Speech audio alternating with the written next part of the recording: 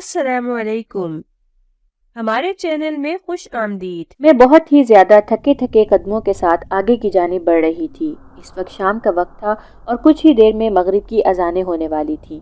لیکن آج بڑھتے اندھیرے نے میرے قدموں میں بجلی نہیں بھری تھی۔ اس وقت میں اپنے شہر کی ایک پر رونق سڑک پر موجود تھی اور یہاں 24 گھنٹے اس قدر گہما گہمی ہوتی تھی کہ ایک انسان کو اپنے ساتھ چلتے انسان کی بات سننے میں بھی مشکل پیش آنے لگتی تھی اور کان ٹریفک کے شور سے سائیں سائیں کرنے لگتے۔ اور میرے ساتھ بھی اس سڑک پر یہ سارے مسائل درپیش ہوتے تھے، لیکن آج شاید میرا وجود تو یہیں تھا لیکن میرے دل و دماغ تو کہیں اور ہی پہنچے ہوئے تھے۔ اس وقت میرے چہرے پر بے انتہا پریشانی کے ساتھ گہری سنجیدگی چھائی ہوئی تھی۔ میرے چہرے پر موجود پریشانیوں نے مجھے وقت سے پہلے ہی اپنی عمر سے بڑا اور سمجھدار کر دیا تھا۔ اس حساب سے میرے پورے وجود میں تھکن بھی اترتی جا رہی تھی، لیکن میں بہت بدقسمت واقع ہوئی تھی کہ اس دنیا میں اپنی ماں اور بہن بھائیوں کے ہوتے ہوئے بھی مجھے یہ تھکاوٹ اور سستی کسی کے سامنے ظاہر کرنے کی اجازت نہیں تھی، اور حتیٰ کہ خود کے سامنے موجود مشکلات کے پہاڑ کو بھی کسی سے نہیں کہہ سکتی تھی، کیونکہ میں اچھے سے جانتی تھی کہ اگر میں نے ایسا کچھ کرنے کی کوشش بھی کی تو مجھے ایسی باتیں سننے کو ملیں گی کہ جس سے مجھے لگنے لگے گا کہ ساری مصیبتوں اور تکلیفوں کی وجہ میں ہی ہوں۔ یقیناً میں نے ہی کوئی جان بوجھ کر کوئی غلطی کی ہوگی جس کی وجہ سے اب ایک نئی پریشانی سر پر آ پڑی ہے۔ گھر والوں کے نزدیک میں بہت ہی زیادہ کامچور اور لاپرواہ لڑکی تھی، جسے نہ اپنا خیال تھا اور نہ ہی گھر والوں کا، جبکہ میں یہ بات اچھے سے جانتی ہوں کہ میرے گھر والوں کو میرے علاوہ کسی کا بھی آسرا نہیں ہے جو انہیں کما کر کھلا سکے۔ اس کے باوجود میں غلطیوں پر غلطیاں کرتی رہتی ہوں اور ان غلطیوں کو کرنے میں سراسر میری غیر ذمہ داری کا ہی ہاتھ ہوتا ہے۔ میرے گھر والوں کا کہنا تھا کہ اگر میں چاہوں تو میرے گھر والے ایک بہت اچھی زندگی گزار سکتے ہیں، لیکن ان کے کہے کے مطابق میں ان کے لیے اپنے دل سے مخلص نہیں تھی، تو اسی لیے میں ان پر بہت بڑا احسان کیے ہوئے تھی اور بس ان کو گزارے لائق زندگی مہیا کر رکھی تھی اور انہیں ترسا ترسا کر ضروریات زندگی ان کو پورا کر رہی تھی۔ میں جانے کب تک خود سے بیگانہ رہتی کہ جب اسی وقت میرے کندھے پر لٹکے پرانے سے پرس سے فون کی مدھم سی آواز سنائی دی تھی، اور مجھ پر جو اتنا زیادہ شور و غل اثر نہیں کرتا تھا، فون کی بیل کی بہت ہلکی آواز بھی مجھے اچھے سے ہوش دلانے کا کام کر گئی تھی، کیونکہ یہ فون بیل نہ جانے دن میں کتنی بار بجتی تھی، جس کی بدولت مجھے گھر میں چلتی پریشانیوں اور نت نئی چیزوں کی یاد دہانی کرائی جاتی تھی تاکہ میں اپنی لاپرواہی سے کچھ بھول نہ جاؤں۔ اس وقت بھی جو میں خود کو بہت نڈھال اور تھکا ہوا محسوس کر رہی تھی، اسی فون کال نے میرے اندر ایک دم سے پھر سے پھرتی سی بھر دی تھی۔ میں نے بغیر دیر کیے جلدی سے پرس سے چھوٹا سا بٹنوں والا فون نکالتے ہی کان سے لگایا تھا۔ یہاں پر واقعی گھر سے ہی فون تھا اور میری چھوٹی بہن نے بڑے غصے میں مجھے جلدی سے گھر آنے کو کہا تھا، کیونکہ امی کی طبیعت بہت خراب ہو رہی تھی اور ان کی طبیعت خرابی کی اصل وجہ میرا کل ان کی دوائیاں لینا بھول جانا تھا، جس کی وجہ سے امی کے ساتھ ساتھ میرے باقی بہن بھائی بھی مجھ پر کافی غصہ ہوئے تھے۔ تو میں نے ان سب کو بڑی مشکل سے اپنا یقین کرایا تھا کہ میں سچ میں اماں کی دواؤں کا میرے دماغ سے نکل گیا تھا اور کچھ گھر آنے میں مجھے دیر ہو گئی تھی، اسی لیے بڑھتے اندھیرے سے خوفزدہ ہوتے ہوئے میں نے بس گھر پہنچنے کی تھی اور آج میں کسی بھی طرح اماں کی دوائیں گھر لے جانے والی تھی۔ لیکن شاید ساری رکاوٹیں میرے لیے ہی بنی تھی، جو مجھے آج اپنے کام سے واپسی پر کچھ ایسا سننے کو ملا تھا کہ میرے حواس گم ہونے لگے تھے، جس سے یہ ہوا تھا کہ میں اماں کی دوائی لینا بھولی تو نہیں تھی، لیکن میرے میڈیکل سٹور کی طرف بڑھتے قدم بے جان سے ہو رہے تھے، جبکہ میں اچھے سے جانتی تھی کہ اماں کو دوائیوں کی سخت ضرورت ہے اور میری ذرا سی لاپرواہی آج ان کی طبیعت خراب کر گئی تھی۔ لیکن اب ان کی طبیعت خرابی کا سنتے ہی میں فی الوقت سب کچھ بھولتے ہوئے مطلوبہ سٹور تک پہنچتے دوائی لینے لگی تھی۔ لیکن یہاں بھی ایک نیا دھچکا میرے لیے تیار تھا کہ بڑھتی مہنگائی کی وجہ سے سب چیزوں کی قیمتوں میں اضافہ ہو چکا تھا، جس کی وجہ سے میرے پرس میں جتنے بھی پیسے تھے میں نے سب کو نکالتے ہوئے گننا شروع کیا تھا، اور جب وہ میری ضرورت کے مطابق پورے ہو گئے تو میں شکر کی سانس بھری تھی اور پھر جلدی سے دوائیوں والا شاپر پکڑتی میں جلدی سے اب گھر کی جانب جانے والے راستے کی جانب بڑھ رہی تھی، جو کہ کافی لمبا راستہ تھا اور مجھے پیدل ہی اس راستے کو پورا کرنا تھا، کیونکہ کسی رکشے کے لیے میرے پاس اب پیسے نہیں بچے تھے، کیونکہ اگر میں کسی سواری کے لیے پیسے بچاتی تو اماں کی دوائیں رہ جانی تھی، جو کہ زیادہ ضروری تھی۔ لیکن اس کے باوجود میرے دل میں گھر جاتے ہی اپنی متوقع بے عزتی کو لے کر خوف سا پیدا ہو رہا تھا، جس کی وجہ یقیناً میرا گھر دیر سے پہنچنا ہونی تھی۔ میں دل ہی دل میں اللہ سے شکوہ کرتی رہی کہ کل اماں کی دوائیوں کا بھول جانا اور آج پرس میں پیسوں کا کم پڑ جانا، یعنی ساری مشکلات میرے لیے ہی رہ گئی تھی کیا؟ میں اپنے چلنے کی رفتار اس حد تک تیز کر رہی تھی جتنا ممکن ہو سکتا تھا۔ میں گھر سے ابھی کچھ فاصلے پر ہی تھی جب ایک فقیر آواز بلند کرتا میرے آگے ہاتھ پھیلا گیا تھا اور جو میں خود کو کچھ دیر پہلے بالکل خالی ہاتھ تصور کر رہی تھی، اس فقیر کے سوال کرنے پر میں اسے معاف کرنے کا کہتی آگے بڑھنے لگی تھی کہ اچانک سے مجھے اپنے ہاتھ میں پکڑے 10 روپے کا خیال آ گیا تھا، اور میں نے بغیر کچھ بولے اور سوچے یہی 10 روپے اس فقیر کو پکڑا دیے تھے، جسے پکڑتے ہی وہ فقیر بابا مجھے بہت سی دعائیں دیتا وہاں سے چلا گیا تھا، جس پر میں دل ہی دل میں حیران پریشان سی ہوتی رہ گئی تھی کہ یہ بابا ایک 10 روپے کے نوٹ سے ہی مجھ سے خوش ہو گیا تھا اور بدلے میں دعاؤں کا تحفہ دے گیا تھا، جبکہ دوسری طرف میرے گھر والے جن کے لیے میں اپنی ہمت سے بڑھ کر اتنا کچھ کر رہی تھی، ان کو میری کوئی قدر ہی نہیں تھی، اور نہ ہی کبھی انہوں نے میرا احساس کرنے کی ضرورت سمجھی تھی کہ میں بھی ایک انسان ہوں جسے آرام کرنے کی اور دکھ درد کے وقت کسی کے تسلی بھرے دو بولوں کی ضرورت ہو سکتی ہے۔ مگر میرے گھر میں تو جیسے سارے اصول اور قانون ہی الٹ تھے، یا پھر شاید میرے اس گھر میں پیدا ہو جانے سے میری بری قسمت کی بدولت مجھے یہ سب کچھ برداشت کرنا پڑ رہا تھا۔ معمول سے زیادہ تیز چلنے کی وجہ سے میرا سانس چڑھنے لگا تھا، لیکن اب میں کہیں بھی رک کر اپنی سانسوں کو اعتدال میں نہیں لا سکتی تھی، کیونکہ چند قدم کے فاصلے پر ہی گھر موجود تھا۔ لیکن نہ جانے یہ کیسا گھر تھا جس کی طرف میرے بڑھتے قدم رفتہ رفتہ مزید تھکاوٹ کا شکار ہونے لگے تھے۔ جیسے تیسے کر کے میں اپنے پاؤں گھسیٹتے ہوئے گھر میں داخل ہو ہی گئی تھی، کیونکہ میرے پیروں میں موجود جوتی بس ٹوٹنے کے آخری مراحل میں پہنچ چکی تھی، اور اس سے بھی آج میں نے اس کی ہمت سے بڑھ کر کام لے لیا تھا تو وہ ناکارہ ہو چکی تھی۔ گھر میں داخل ہوتے ہی میں اپنی تکلیف اور تھکاوٹ بھولتی بھاگتے قدموں سے اماں کے کمرے کی طرف بڑھی تھی تاکہ ان کو جلدی سے دوا دے سکوں۔ پتہ نہیں اب تک ان کی حالت کتنی خراب ہو چکی ہوگی۔ میں جیسے ہی اماں کے کمرے میں داخل ہوئی تھی، دیکھا کہ اماں سر لپیٹے چارپائی پر لیٹی تھی اور ان کے پاس میری چھوٹی بہن بیٹھی ان کا سر دبا رہی تھی، جبکہ بہن نے مجھے فون کیا تھا وہ اس وقت وہاں موجود نہیں تھی۔ میں نے کسی قدر جھجکتے ہوئے اماں کو پکارا تھا تاکہ وہ اٹھ کر دوا لے سکے۔ میری آواز سننے کے باوجود اماں نے جواب دینا ضروری نہیں سمجھا تھا، تو میں نے سوالیہ نظروں سے اپنی چھوٹی بہن کی طرف دیکھا کہ شاید اماں سو رہی ہوں گی، لیکن اپنی بہن کے نفی میں سر ہلانے پر مجھے اچھے سے اندازہ ہونے لگا کہ اب یقیناً اماں مجھ سے ناراض ہو چکی ہیں۔ اسی لیے وہیں کھڑے ایک گہرا سانس لیا تھا اور اماں کو منانے کے لیے ان کی چارپائی کے کنارے پر ٹکتی کچھ نئے اور کچھ پرانے لفظوں کو جوڑتی دھیمی آواز میں ان سے معافی مانگنے لگی تھی، اور میرا یہ انداز اور امی کا ایسا ناراضگی والا رویہ کچھ نیا نہیں تھا، اس لیے چھوٹی بہن منہ بگاڑتی وہاں سے چلی گئی تھی، جانتی تھی کہ اب کچھ وقت تک اماں کی طبیعت نے سنبھل جانا تھا۔ جیسے تیسے کر کے اماں کو راضی کر کے میں نے ان کو دوا کھلا ہی دی تھی، جس سے مجھے لگا جیسے میرے سر سے کوئی بھاری بوجھ سرکا ہو۔ اماں دوائیں کھاتے ہی دوبارہ آرام سے لیٹتے کروٹ بدل گئی تھی، جس کا مطلب تھا کہ اب رات کا کھانا مجھے ہی بنانا تھا، اس لیے میں اب سیدھا باورچی خانے کی طرف بڑھی تھی۔ یہاں پر جا کر میں نے سب سے پہلے ایک پانی کا گلاس اپنے سوکھے حلق سے اتارا تھا، اور پھر ایک دو جگہ سے کچھ کھانے کو تلاش کیا تھا، کیونکہ اب خالی پیٹ دہائیاں دے رہا تھا۔ صبح کی پڑی بچی کچھ ہی روٹی کھاتے بھی میں مسلسل رات کے کھانے کے بارے میں سوچ رہی تھی کہ ایسا کیا پکاؤں کہ جلدی پک جائے اور سب کو پسند بھی آ جائے، خصوصاً بھائی کو، کیونکہ اگر وہ کھانا نہیں کھاتا تو ایک بار پھر سے سب کا غصہ سہنا پڑتا، اور اماں جسے ابھی میں نے بڑی مشکل سے منا کر آئی تھی، انہوں نے مجھے بھائی کا خیال نہ رکھنے پر ڈھیروں تانے دے دینے تھے۔ اس لیے کافی سوچ و بچار کرتے میں نے جب وقت دیکھا تو میری آنکھوں میں آنسو آ گئے تھے، کیونکہ وقت کافی زیادہ ہو چکا تھا اور ابھی کافی کام پڑا تھا۔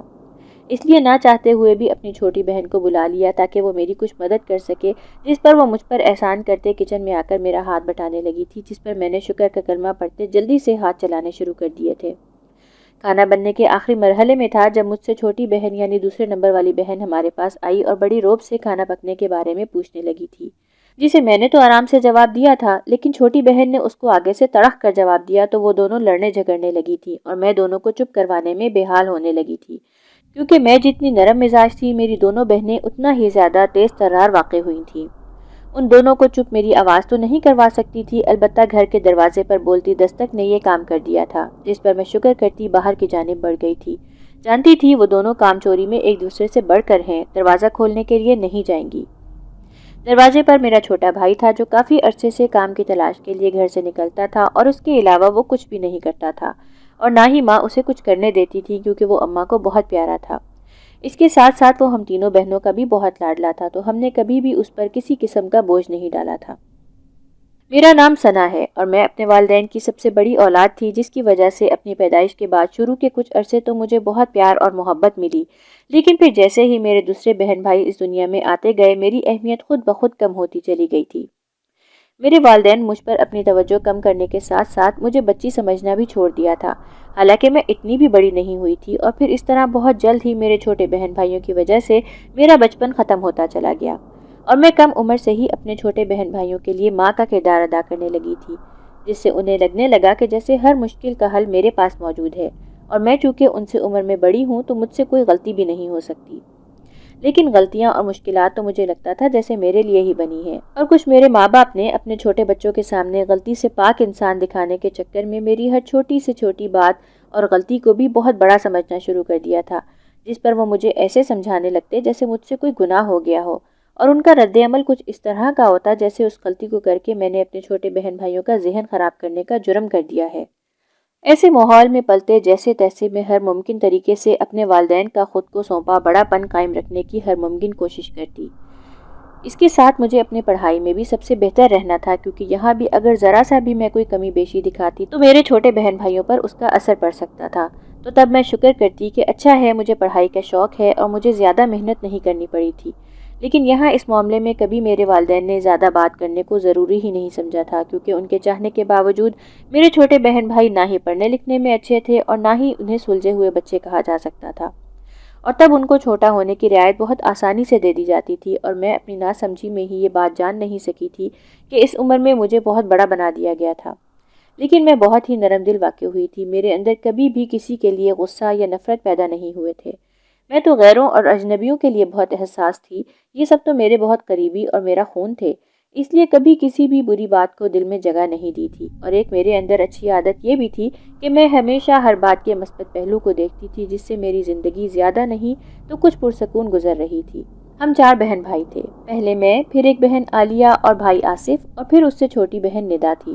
جو کہ سب کہنے کو ہی مجھ سے چھوٹے تھے، لیکن ان کا میرے ساتھ برتاؤ کبھی بھی چھوٹوں والا نہیں رہا تھا۔ وہ سب بھی میرے والدین کی دیکھا دیکھی مجھ پر آسانی سے روب جما لیتے اور ہر بات منوا لیا کرتے تھے، جس پر میں کبھی کوئی شکوہ زبان پر نہیں لائی تھی، کیونکہ اس پر میرے ماں باپ کا کہنا تھا کہ وہ چھوٹے ہیں تو مجھ سے لاڈ پیار میں اپنی چھوٹی بڑی باتیں منوا لینے کا حق رکھتے ہیں، اس میں کوئی بری بات نہیں۔ اور پھر میں نے بھی ان سے محبت میں ان کا ہر کام کرتے ان کی عادات کو بگاڑنے میں کوئی کسر نہیں چھوڑی تھی۔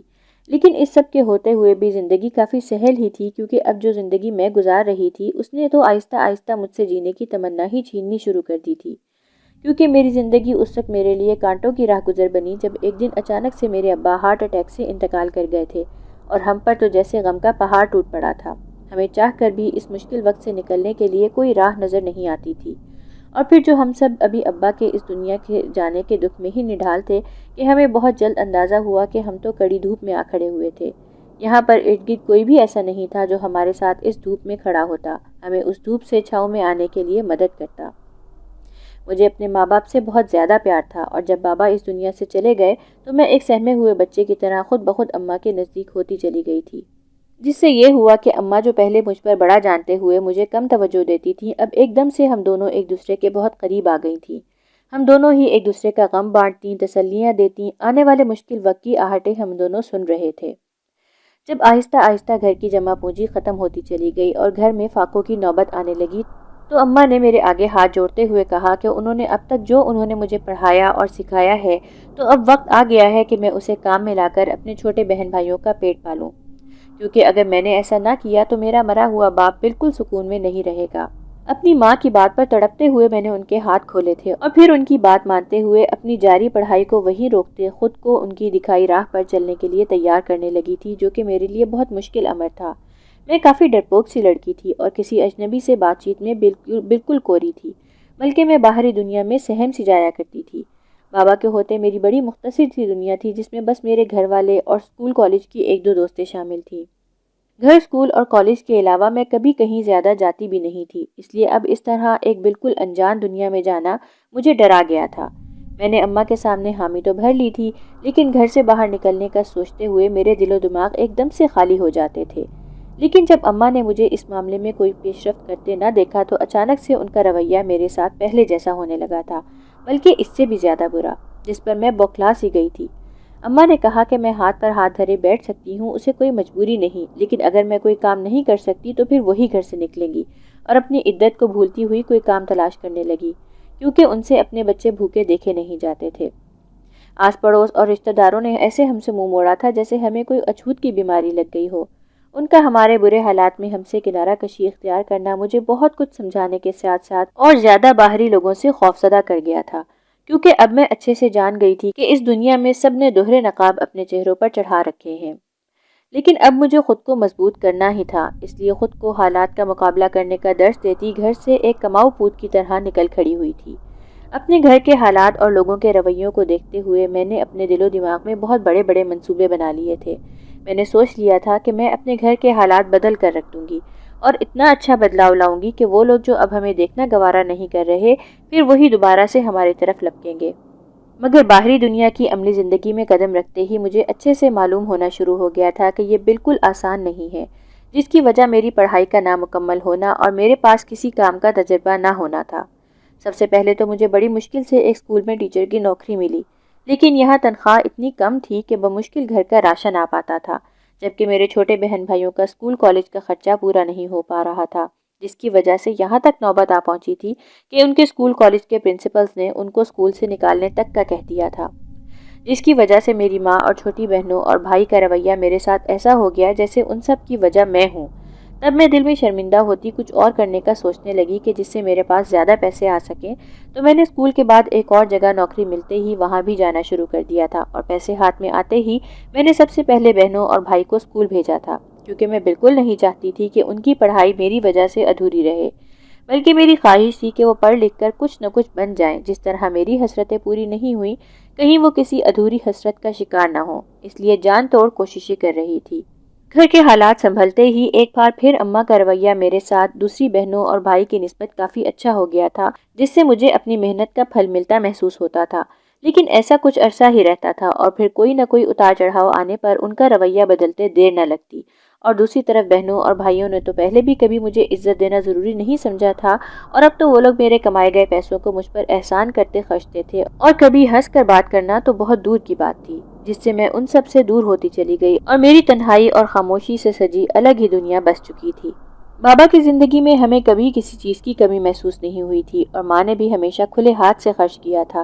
یہی وجہ تھی کہ وہ تھوڑی سی تنگی آنے پر بوکھلاتے ہوئے چڑچڑی ہو جایا کرتی تھی، اور پھر سب نے نہ جانے کیوں مجھ سے وہی توقعات رکھتے تھے جو سب کو بابا سے تھی۔ کھانا کھاتے میں نے ایک نظر سب کو دیکھتے ہوئے سوچا کہ بتا دوں میں کہ میری اسکول کی نوکری ختم ہو گئی ہے، لیکن پھر ان کا رد عمل کا سوچتے نہیں بتا پائی، جانتی تھی سب کو میں ہی غلط لگوں گی، اور دوبارہ سے سر جھکائے کھانا کھانے لگی۔ جب میرے دوسرے نمبر والی بہن نے کہا کہ اسے کچھ دنوں تک پیپروں کی داخلہ فیس کے لیے پیسے چاہیے، تو میں ٹکر ٹکر اس کی شکل دیکھنے لگی تھی، جبکہ وہ سکون سے مجھے بے سکون کرتی دوبارہ سے کھانا کھانے لگی تھی۔ اس کے بعد میں ہر روز اپنی بہن کو پیسوں کا مطالبہ کرنے کے باوجود پیسوں کا بندوبست نہیں کر پائی تھی، جس سے وہ کالج چھوڑتی گھر بیٹھ گئی تھی،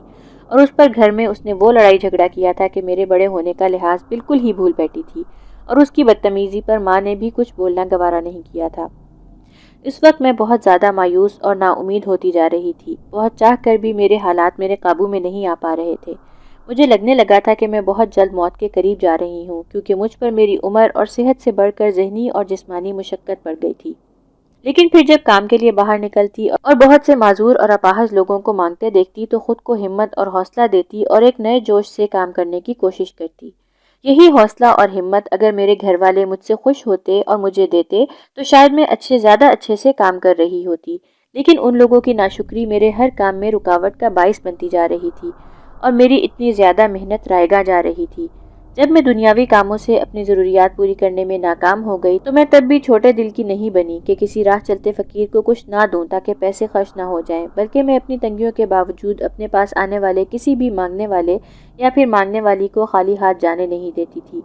مجھ سے جس حد تک ہوتا ان کی مدد کر دیا کرتی تھی، اور پھر ان کی خوشی مجھے خوش کرنے لگی، اور مجھے اس کام سے دلی سکون محسوس ہونے لگا۔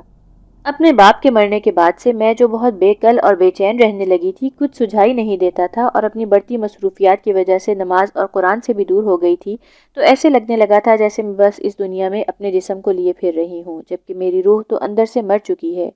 اپنی ضروریات اور خواہشات کو بھی میں کب کا بھول چکی تھی، یعنی میری زندگی بنجاروں جیسی ہو چکی تھی۔ ایک مشین کی طرح کام کرتے ہوئے میرے لیے اس زندگی کا کوئی لمحہ باعث سکون نہیں تھا، اور پتہ نہیں ایسا کب تک رہنا تھا۔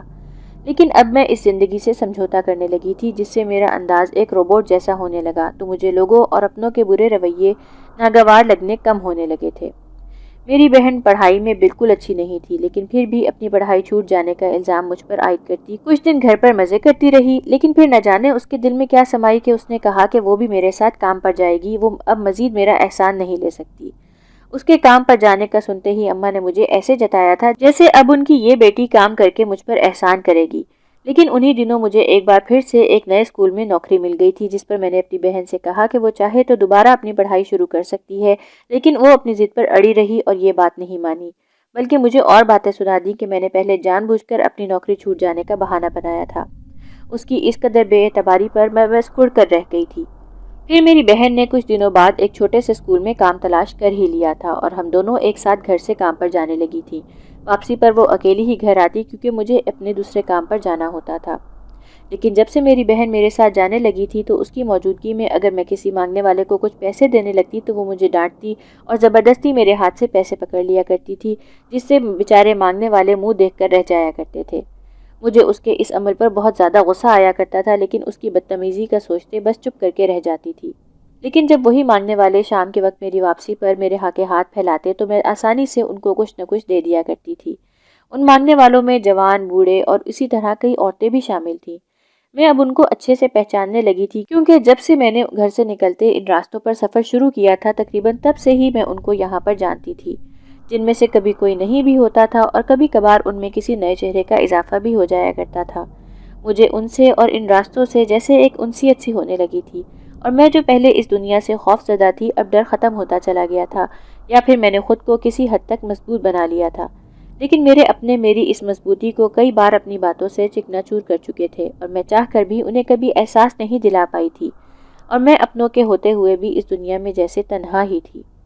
پھر کچھ عرصے بعد جیسے ہی مجھے لگنے لگا کہ مشکلات کا دور کچھ تھما ہے، ویسے ہی اتنی جلدی ایک ایسی مصیبت میرے سر پر آ پڑی تھی کہ میں بہت زیادہ بوکھلا سی گئی تھی، کیونکہ اس بار میری عزت کو خطرہ لاحق ہو گیا تھا۔ لیکن مجھے اس مصیبت کا کوئی حل نظر نہیں آ رہا تھا،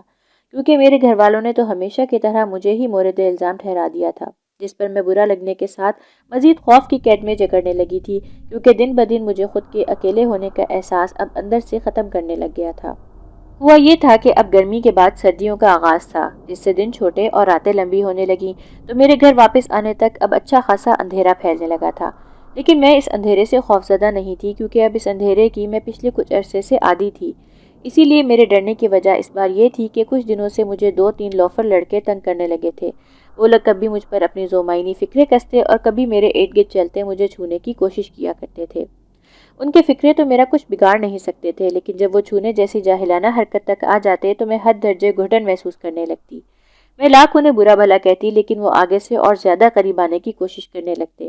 اور میں نے جو کافی عرصے سے خود کو آنسو بہانے سے روک رکھا تھا، وہ اس صورتحال پر ایک بار پھر سے زار و قطار روتے ہوئے گھر کی طرف بھاگتے قدموں سے بڑھتی تاکہ ان سے جان چھڑوا سکوں۔ لیکن یہ ایک ایسا مسئلہ تھا جس پر میں چپ کر کے صبر نہیں کر سکتی تھی، کیونکہ ان لوفر لڑکوں کی ہمت دن بدن بڑھتی جا رہی تھی، اور وہ لوگ اچھے سے جان گئے تھے کہ میرا آگے پیچھے کوئی نہیں ہے۔ اس لیے اب انہوں نے یہ روز کا معمول ہی بنا لیا تھا، جس کی وجہ سے جب میں نے یہ بات گھر میں اپنی ماں سے کی تھی تو اس وقت وہاں پر میری دوسرے نمبر والی بہن بھی موجود تھی، جس نے میری ماں سے کچھ بولنے سے پہلے ہی ان برے لڑکوں کے بارے میں کہنا شروع کر دیا کہ لازمی میں نے ہی ان کو شہ دی ہے، جو وہ ہر روز رات کو میرا راستہ روکے کھڑے ہوتے ہیں۔ اس نے کہا کہ وہ لڑکے اتنے ہی برے ہوں تو صبح کے وقت جب وہ میرے ساتھ ہوتی ہے اس وقت انہیں کچھ کیوں نہیں کہتے۔ اس کی ایسی باتوں پر میرا دماغ گھوم کر رہ گیا تھا۔ میں نے اسے غصے سے چپ رہنے کو کہنے کے ساتھ اماں سے کہا کہ وہ کچھ دن اس وقت بھائی کو اس راستے پر بھیج دیا کرے، یہاں پر میں روز بس سے اترتی ہوں، اور پھر جب وہ لوگ مجھے بھائی کے ساتھ دیکھیں گے تو وہ خود بخود پیچھے ہٹ جائیں گے۔ لیکن میری ماں نے میری یہ بات سنتے ہی کہا کہ وہ ان چکروں میں اپنے اکلوتے بیٹے کو ہرگز پڑنے نہیں دے گی، اور اس سب سے نمٹنے کے لیے مجھے خود کو ہی کچھ کرنا پڑے گا، اور اگر میں ان لوفر لڑکوں کو پہلے ہی دن کھری کھری سنا دیتی تو اب اس طرح مشکل کا شکار نہ ہوتی۔ اپنی ماں کے منہ سے ایسی باتیں سنتے ہی میں نے بس صدمے سے ان کا چہرہ دیکھنا شروع کر دیا تھا، جنہیں میری عزت سے زیادہ اپنے بیٹے کی زندگی کی پڑی تھی، اور پھر میں کچھ اس طرح چپ ہو گئی کہ ان پر اپنے کسی اچھے یا برے الفاظ بولنا مجھے وقت اور الفاظ کا ضیاع ہی لگا تھا۔ اس لیے ان کے پاس سے اٹھی تو میرے کندھے اور سر جھکے ہوئے تھے، کیونکہ اپنے گھر والوں کے منہ سے اپنے صاف ستھرے کردار کو لے کر ان کی آنکھوں میں شکوک و شبہات دیکھتے میں اندر سے جیسے مر سی گئی تھی۔ جبکہ وہ بھائی جو دن بدن جوانی کی دہلیز پر چڑھ رہا تھا اور ہم اسے اپنے لیے اب باپ کی جگہ تصور کرنے لگے تھے کیونکہ اس نے کم عمری سے بہت اچھا قد کاٹ نکالا تھا تو وہ ہم دونوں سے بڑا نظر آتا تھا، لیکن اس بھائی کی جوانی میرے کسی کام کی نہیں تھی تو میں خود سے شرمندہ ہو کر رہ گئی تھی۔ اپنے گھر والوں سے مایوس ہو کر میں نے پولیس والوں سے رابطے کا سوچا۔ ایک یہی حل میرے دماغ میں رہ گیا تو میں نے صبح اس پر عمل درآمد کرنے کا سوچتے اپنے بستر پر لیٹتے آنکھیں بند کر گئی تھی، لیکن مجھے نہیں پتا تھا کہ اس سلسلے میں کوئی بھی میری مدد نہیں کر سکتا تھا اور مدد اس طرف سے ملنی تھی جہاں پر میری سوچ بھی نہیں پہنچ سکتی تھی۔ اگلی صبح بڑی مشکل سے میں وقت نکالتی پولیس اسٹیشن جا پہنچی تھی، لیکن وہاں پہلے تو میری بات ہی نہیں سنی گئی اور جب ایک پولیس آفیسر نے مجھے اپنے پاس بلایا اور میرا مسئلہ پوچھنے لگا تو مجھے اس وقت اس کی نظروں کی گندگی اور خود کو راستے میں تنگ کرنے والے لوفر لڑکوں کی نظروں میں کوئی فرق نظر نہیں آیا تھا، جس پر مجھے اپنا یہاں آنے کا فیصلہ بالکل غلط لگا تھا اور میں پھر بڑی مشکل سے اپنی جان چھڑوا کر بھاگی تھی کیونکہ مجھ سے ایسے گندے گندے سوال پوچھے جانے لگے تھے کہ مجھے اپنا آپ ہی برا لگنے لگا تھا۔ میں دل برداشتہ سی ہو کر وہاں سے اٹھتی اپنے کام کی طرف چل پڑی تھی، لیکن اس بار میں نے خود پر اوڑھے دوپٹے کو اچھی طرح سے اپنے ارد گرد لپیٹتے خود کو گندی نظروں سے بچانا چاہا تھا۔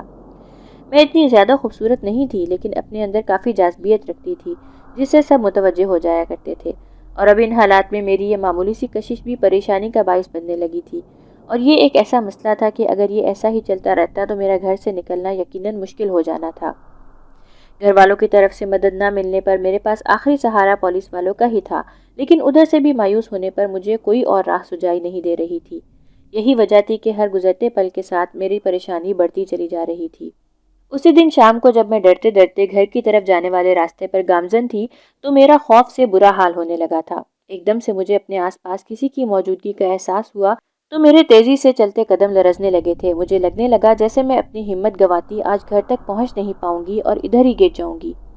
لیکن جیسے ہی اپنے نزدیک چلتے دو انسانوں کی آواز میرے کانوں میں پڑی تو میں نے ایک گہری سکون بھری سانس خارج کی تھی کیونکہ وہ مانگنے والے تھے۔ ایک بوڑھا تھا اور ایک درمیانی عمر کا، اور وہ دونوں میرے پیچھے دھیمے قدموں سے چلتے مجھ سے بھیک مانگ رہے تھے۔ میں نے اپنے کانپتے ہاتھوں سے پرس سے دونوں کے لیے 10-10 کا نوٹ نکالتے ان کو دیا تھا اور پھر ایک ڈرتی نظر چاروں طرف دوڑائی تھی۔ دراصل مجھے اب ان سے بھی خوف آ رہا تھا۔ میں آج کل جن حالات کا شکار تھی، میرا ہر مرد ذات کو دیکھ کر خوفزدہ ہونا عام سی بات تھی، لیکن وہ دونوں پیسے پکڑتے وہیں رک گئے تو میں بھاگتے قدموں سے گھر کی طرف دوڑ گئی تھی کیونکہ میرا گھر اب چند قدموں کے فاصلے پر ہی تھا، اور وہ 3-4 لوفر لڑکے جو روز مجھے تنگ کرتے تھے وہ آج ان فقیروں کی وجہ سے بس دور کھڑے نظر آئے تھے اور میرے نزدیک نہیں آ پائے تھے۔ میں جیسے ہی گھر میں داخل ہوئی جلدی سے دروازہ بند کرتی اس سے ٹیک لگا کر گہری گہری سانسیں بھرنے لگی تھی کہ اماں مجھے دیکھ کر میرے پاس آ کر پوچھنے لگی کہ کیا پھر سے مجھے لڑکوں نے تنگ کیا ہے، تو میں نفی میں سر ہلاتے ان کو جلدی سے اپنا آج مانگنے والوں سے خوفزدہ ہونے کا بتانے لگی تھی۔ تب میری بات پر وہاں آتی میرے دوسرے نمبر والی بہن اور بھائی نے بھی سنی تھی، اور حسب عادت میری بہن نے طنزیہ مسکراتے ہوئے میرا مذاق اڑانا شروع کر دیا تھا کہ میں اتنی بھی خوبصورت نہیں ہوں جو ہر راہ چلتا مجھے تنگ کرنے لگے۔ اس نے کہا کہ میں ہی بس ذہنی مریضہ بنتی جا رہی ہوں، ویسے بھی ان مانگنے والوں کو میں نے جان بوجھ کر پیچھے لگایا ہوا ہے تو اب ایسا تو ہونا ہی ہے۔ اس کے بعد اس نے اماں کا ہاتھ پکڑا اور یہ بتاتے ہوئے وہاں سے لے گئی کہ میں کس طرح ہر رات جاہل فقیر کو بڑی دریا دلی سے پیسے دے دیا کرتی ہوں، جس کی وجہ سے میرے پاس پھوٹی کوڑی نہیں بچتی، یعنی مجھے برا ثابت کرنے کے لیے وہ کچھ بھی بول رہی تھی، اور میں جو ماں سے 2 تسلی کے بول کی امید رکھتی تھی وہیں گم سم سی چند پل وہیں کھڑی کی کھڑی رہ گئی تھی، اور پھر اسی طرح اندر کی طرف چلی آئی تھی کہ اب ٹانگیں اس سے زیادہ میرا بوجھ سہار نہیں سکتی تھی۔ اس سے اگلے دن مجھے پھر سے یہ لگا کہ کل تو ان 2 فقیروں کی وجہ سے ان گنڈے لڑکوں سے بچ گئی تھی، لیکن آج نہ جانے کیا ہوگا، بلکہ ایک صرف آج ہی نہیں بلکہ ہر روز مجھے اپنی عزت کو باہر موجود ہر گندے اور لوفر انسان سے بچا کر رکھنا تھا۔ لیکن اس شام کے بعد پھر کبھی ان لوفر لڑکوں نے میرے قریب آنے کی جرأت نہیں کی تھی، اور اللہ تعالیٰ نے ان گنڈوں کو مجھ سے دور کرنے کا وسیلہ کچھ ایسا بنایا تھا کہ میرے وہم و گمان میں بھی ایسی سوچ اور اس مسئلے کا ایسا حل نہیں آ سکتا تھا، اور اس معاملے کے نمٹنے پر میں جیسے اپنے رب کے سامنے سر اٹھانے کے قابل نہیں رہی تھی، اور میرا اللہ پر یقین بہت بڑھ گیا تھا، کیونکہ اس شام کے بعد سے مجھے پھر کئی روز ان گنڈوں سے بچانے میرا کوئی اپنا نہیں بلکہ وہی فقیر ہوتے جن کی میں اکثر مدد کر دیا کرتی تھی، اور اس کے ساتھ ہی میں نے خود کو یہ بات باور کرواتے خود کو سمجھا لیا تھا کہ میں اب اپنوں سے امید نہ رکھتے ہوئے اپنی زندگی کو کچھ اپنی مرضی اور اصولوں کے مطابق گزارنا شروع کروں، اور نام نہاد اپنوں کے ناراض یا غصے ہونے کا ڈر مجھے اپنے اندر سے کم کرنا پڑے گا۔ اس کے بعد میرے اندر بہت سی تبدیلیاں پیدا ہونے لگی تھی۔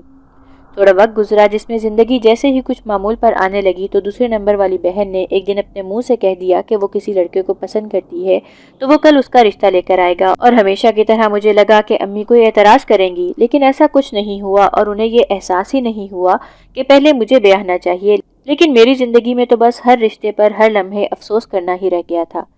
لیکن میں اپنی شادی کی بات اپنے منہ سے نہیں کر سکتی تھی اور یہ بھی اچھی طرح سے جانتی تھی کہ میری شادی کے بعد اس گھر کا گزارا مشکل ہو جائے گا، اس لیے چپ کر گئی۔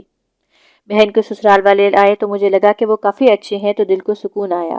کیونکہ انہوں نے جہیز لینے سے انکار کر دیا تھا۔ ان کی یہ بات مجھے کافی پسند آئی تھی، لیکن ان کے جاتے ہی میری بہن نے کہا کہ ہم لوگ ان کی باتوں پر ہی پکے نہ ہو جائیں، کیونکہ اسے تو جہیز میں سب کچھ چاہیے۔ تب میں اسے یہ نہ کہہ سکی کہ اس کا باپ زندہ نہیں ہے اور نہ ہی اس نے اب تک اپنی نوکری سے ملنے والی تنخواہ سے کچھ بنایا ہے، تو وہ ایسی خواہشیں کیسے کر سکتی ہے؟ لیکن ہمیشہ کی طرح یہ باتیں میں صرف سوچ ہی سکی تھی، کہہ نہیں سکی۔ اور اماں نے بھی بہن کو بھرپور یقین دلایا تھا کہ اس کی بڑی بہن سب کچھ کرے گی۔ یعنی بات مجھ پر ختم ہوئی اور میرے لیے نئے سرے سے ایک نیا مسئلہ کھڑا کر گئی تھی۔ باقی سب تو خوشی خوشی شادیوں کے بارے میں باتیں کرنے میں مگن ہو گئے تھے۔ ابا بھی کچھ ایسا چھوڑ کر نہیں گئے تھے جو کام آ سکے سوائے اس گھر کے، اور میں بھی جو کماتی تھی اس سے صرف گھر کے اخراجات بمشکل پورے ہوتے تھے۔ اس لیے اسی وقت سے دل و دماغ میں شادی کے اخراجات کا اندازہ لگانے کی کوشش کرنے لگی تھی۔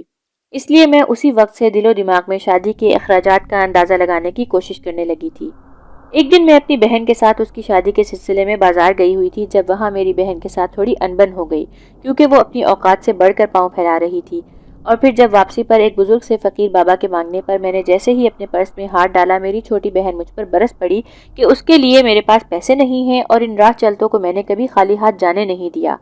میری بہن یہ باتیں بغیر سامنے والے کا لحاظ کیے اونچی آواز میں کہہ رہی تھی، جس پر مجھے غصہ آ گیا اور اسے غصے سے جھڑکتے ہوئے کہا کہ گھر واپسی کے لیے رکشہ دیکھے اور میرے معاملات میں دخل اندازی نہ کرے تو بہتر ہے۔